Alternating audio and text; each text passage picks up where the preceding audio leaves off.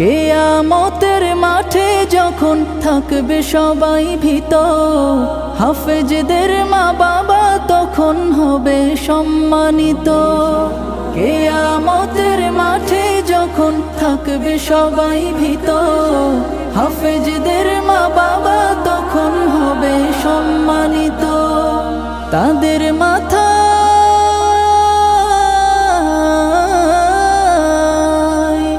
তাদের মাথায় নূরের মুকুট দিবেন রহমান, যাদের বুকের মানিক হলো হাফেজে কুরআন, হাফেজে কুরআন, হাফেজে কুরআন।